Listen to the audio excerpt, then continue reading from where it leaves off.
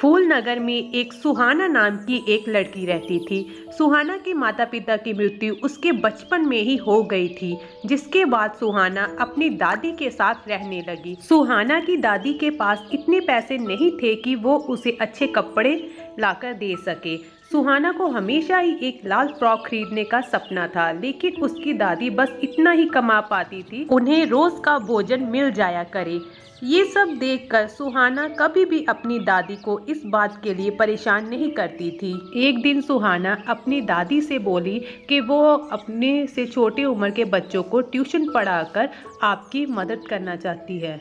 दादी, मैं अपनी से छोटी उम्र के बच्चों को ट्यूशन पढ़ाना चाहती हूँ, जिससे घर में आपकी भी मदद कर सकूँ। सुहाना की बात सुनकर दादी मान गई।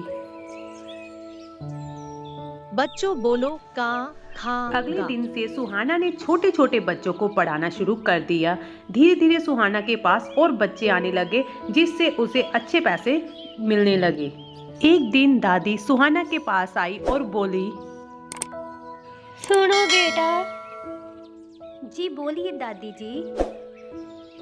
अब हम जब दोनों कमाने लगे हैं तो क्यों ना तुम्हें एक अच्छी ड्रेस लेकर दे। ये सुनकर सुहाना खुश हो गई। उसे वही लाल रंग की फ्रॉक याद आ गई जो वो लेना चाहती थी।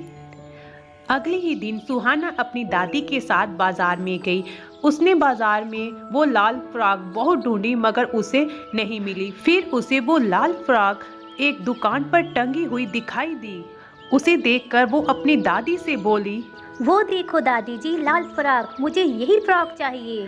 पहले तो दादी इतनी साधारण फ्रॉक देखकर नहीं मानी, फिर सुहाना की जिद करने पर उन्होंने वो फ्रॉक ले ली और घर को चले गए। घर आकर सुहाना ने वो लाल फ्रॉक पहन ली। सुहाना बैठकर कुछ सोच रही थी और अचानक से बोली, दादी, मुझे आज बाहर का खाने का मन कर रहा है। काश कुछ बाहर का खाना खाने को मिल जाए। सुहाना के ऐसे कहते ही उनके सामने कई तरह के पकवान हाजिर हो गए। ये देख दोनों हैरान हो गए और उन स्वादिष्ट पकवानों की तरफ हैरानी से देखने लगे। फिर उन्होंने थोड़ा सा सोचा और भगवान की मर्जी समझकर उसे खाने लगे। दोनों को कुछ समझ में नहीं आया कि ये कैसे हुआ। अगली ही सुबह वो दोनों पास के गांव में किसी काम के लिए जा रही होती हैं। वो दोनों बहुत खुश होती हैं। वो अपने ध्यान में चल रही होती हैं, लेकिन अचानक रास्ते में बहुत ही सुनसान सा एक रास्ता आता है। उन्हें कुछ शोर सुनाई देता है। वो ये सुनकर बहुत डर जाती हैं। उन्हें कुछ लुटेरे उनकी ओर आते हुए दिखते हैं और उन्हें घेर लेते हैं। जितना भी पैसा तुम्हारे पास है हमें दे दो, वरना हम तुम्हें मार देंगे। लेकिन हमारे पास पैसे नहीं हैं। ए बुढ़िया, हमें कुछ नहीं सुनना, हमें बस पैसे चाहिए।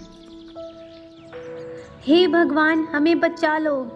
इन लुटेरों को देने के लिए हमारे पास कुछ नहीं है। काश हमारे पास पैसे होते तो हम इन्हें देकर अपनी जान बचा सकें। सुहाना के इतने कहते ही उनके आसपास बहुत से पैसे आ जाते हैं। जादू, तो इस लड़की को जादू भी आता है। अब हमें पैसे ही नहीं, हीरे मोती भी चाहिए। इतने में दादी को सारी बात समझ में आ जाती है कि ये जादू इस फ्रॉक के कारण हो रहा है। तो वो सुहाना से कहती है, सुहाना बेटा, कुछ ऐसा मांगो कि हम इस मुसीबत से निकल जाएं। ये सुनकर सुहाना आंखें बंद कर कर प्रार्थना करती है कि हे भगवान, इन लुटेरों को गायब कर दो। तभी उसी समय वो सारे लुटेरे गायब होने लग जाते हैं। ये देख वो दोनों खुश हो जाती हैं। तभी एक चमत्कार होता है, जिसे देखकर वो थोड़ा घबरा जाती हैं। मम्मी पापा, आप, ये कैसे हो सकता है? तुम दोनों तो भगवान के पास चले गए थे, तो यहाँ कैसे? क्या मैं कोई सपना देख रही हूँ? नहीं माँ जी, आप सपना नहीं देख रहे, ये सच है। माँ जी, हम दोनों स्वर्ग लोक से ही पृथ्वी लोक पर वापस आए हैं। वहाँ हमने एक परी की मदद की थी। उस परी ने हमें खुश होकर ये एक लाल जादुई फ्रॉक दी थी और कहा था, इसे पहनकर जो भी कोई कुछ मांगेगा उसे वह मिल जाएगा।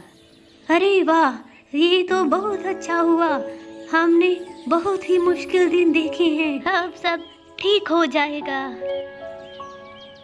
और हाँ बेटी, क्या तुम्हें वो दुकान वाला याद है जिससे तुमने ये जादुई फ्रॉक ली थी? फिर सुहाना कुछ सोचने लगती है।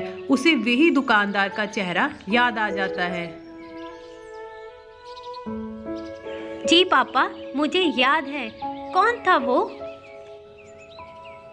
बेटी वो कोई और नहीं, मैं ही था। वो जादुई फ्रॉक मैं ही तुम्हें देने आया था।